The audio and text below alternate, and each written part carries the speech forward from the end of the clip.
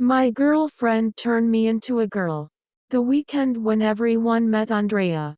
Part 2-3. Around that time it was the birthday of Connie, one of our friends. She invited the whole group to the party on Friday afternoon, but only the best friends to spend the weekend at her country house.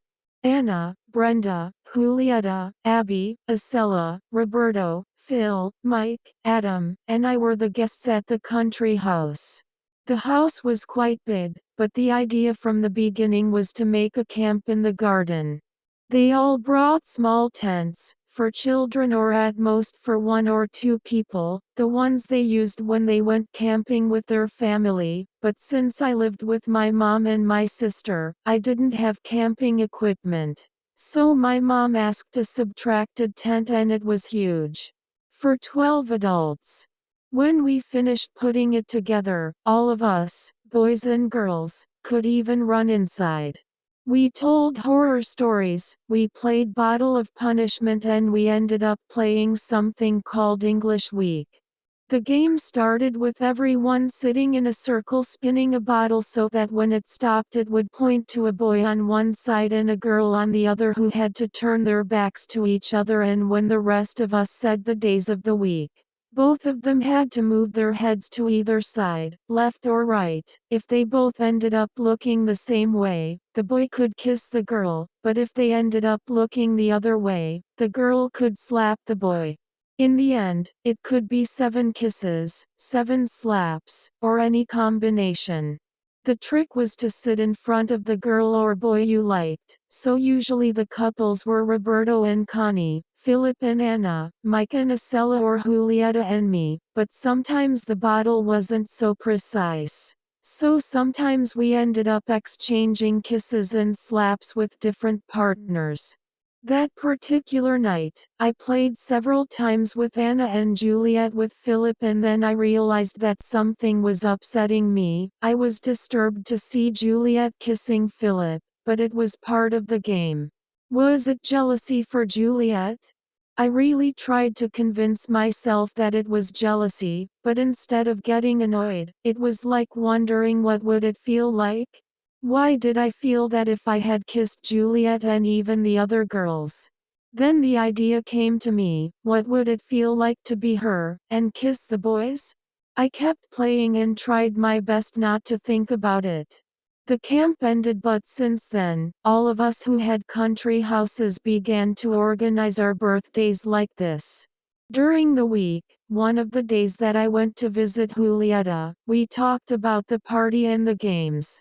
A bit jokingly, she claimed that she saw me very happy kissing Anna. And you weren't very happy with Philip? I asked her. She approached me and asked me, "Are you jealous or did you fancy it?" I felt myself turn red and I couldn't answer.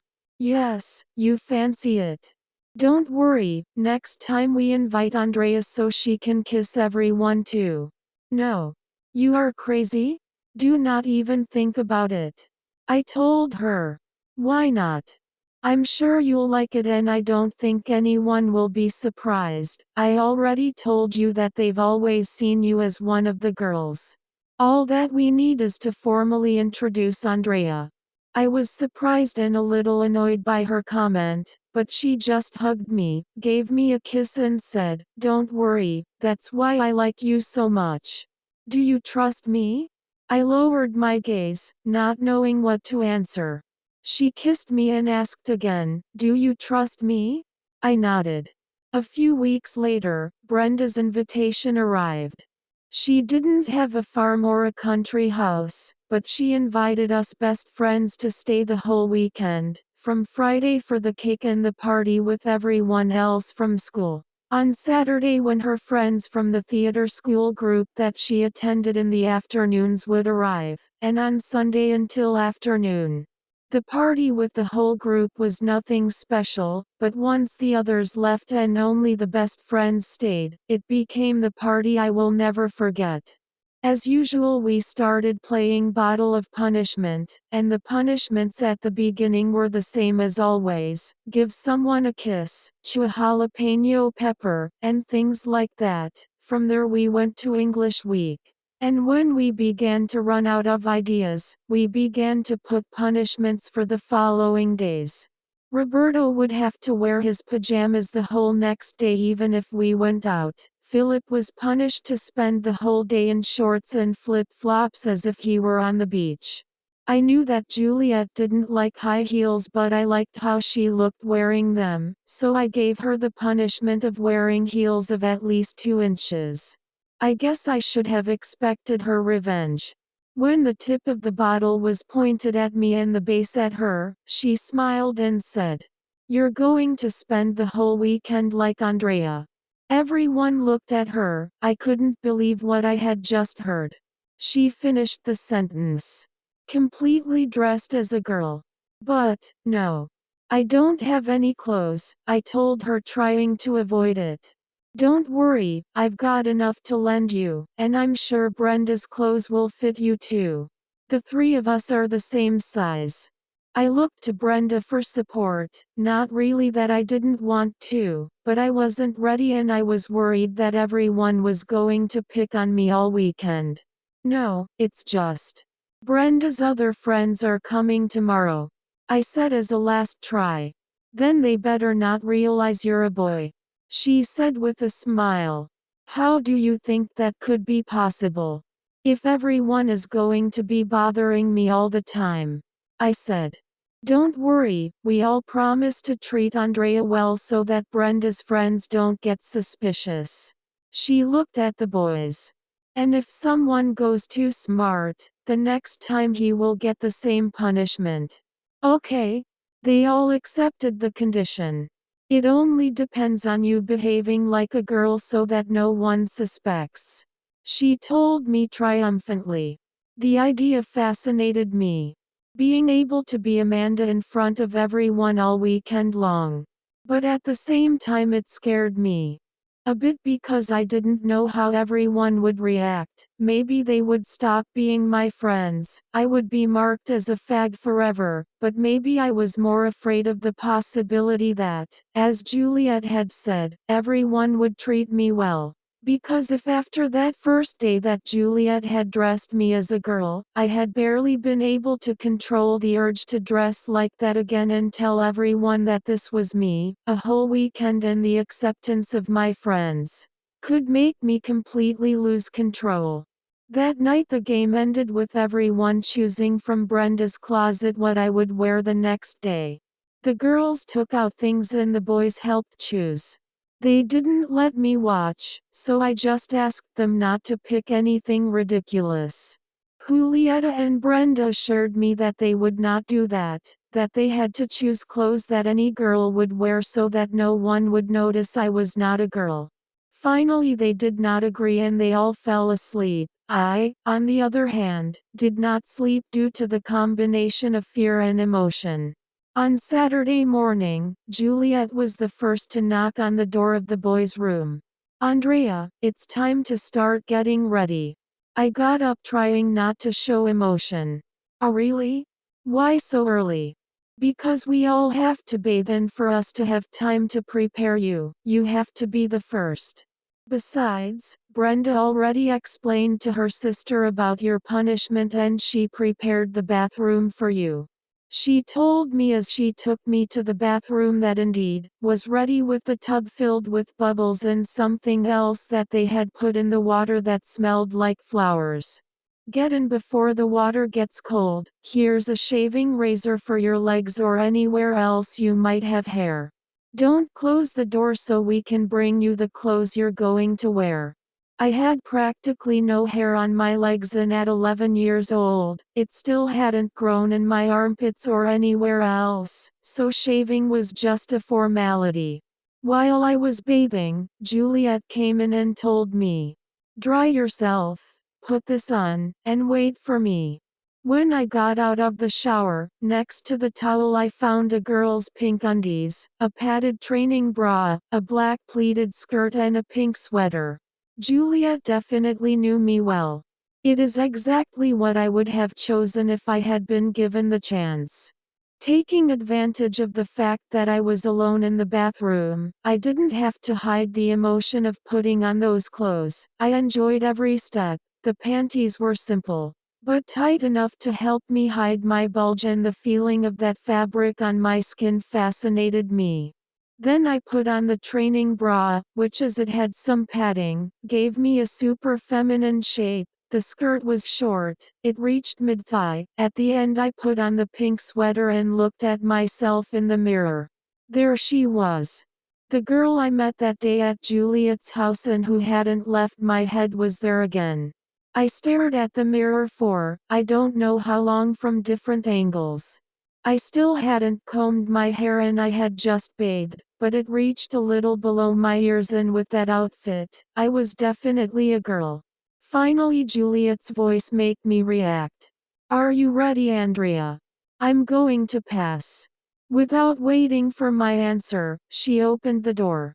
It was like I was found out. All my fears came back and I was paralyzed.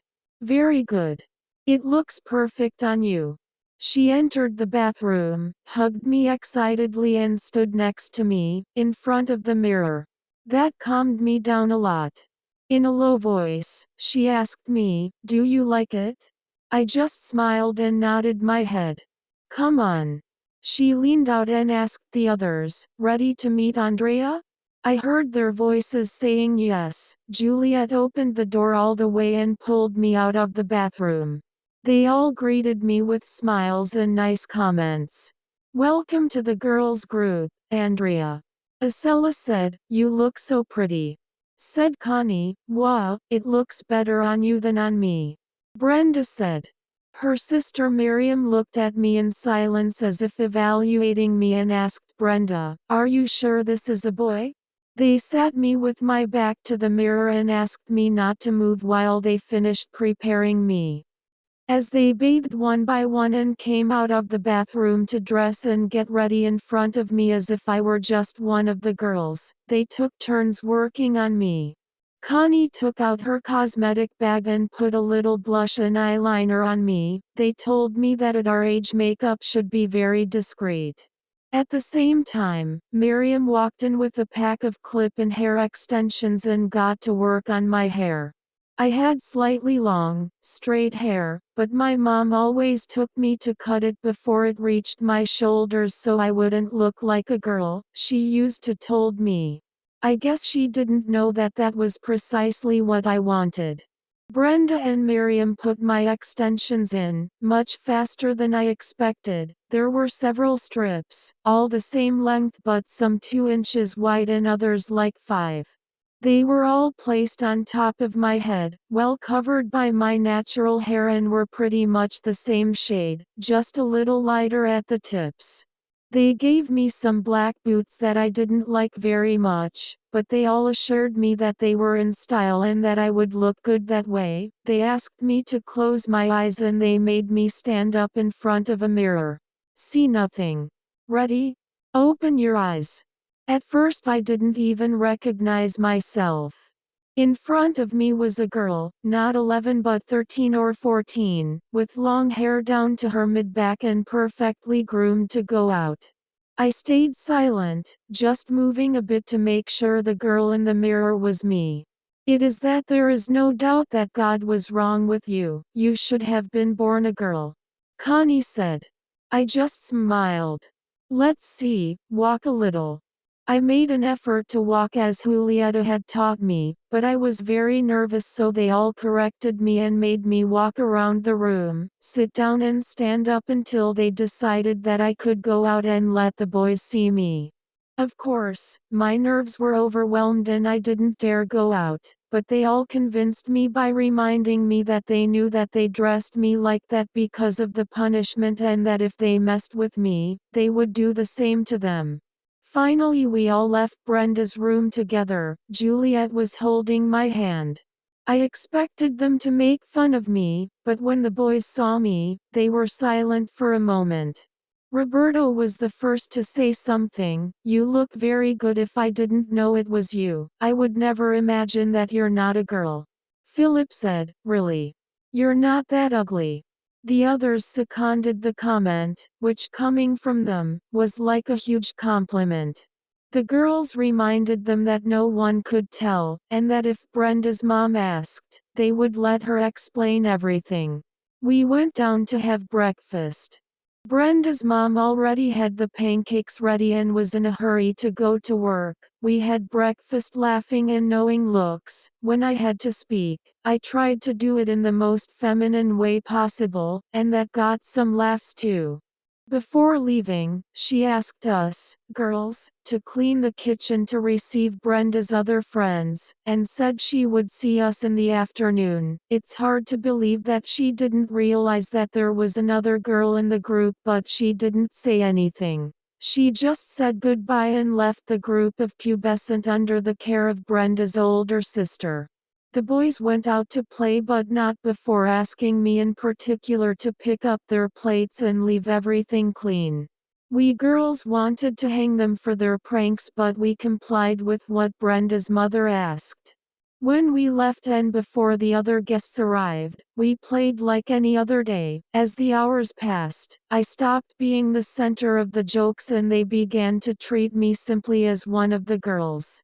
At the most, they exaggerated a little the attention they normally paid to the girls, such as their overprotective attitude or details like opening the door for me and saying with a giggle, "Ladies first," but the truth, far from bothering me, I was enjoying all of it.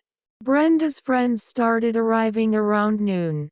There were only 3 girls and 2 boys, of course. Brenda and Miriam introduced me to everyone as Andrea, and no one doubted that I was a girl like any other. One of them, Kevin, was not really Brenda's friend but the older brother of Julia, one of her friends. He was 2 years older than all of us. He was taller and stronger than any of us. He was especially attentive to me all day. Any reason was good to touch me on the back or offer me his hand. At first it bothered me a bit, but after a while I started to like the way he was behaving with me, and I don't know how to explain it, but every time he put his hand on my back, he made me feel something, like tickles running all over my body. So I started to react with smiles. That's all for today. If you like this story, please like and subscribe.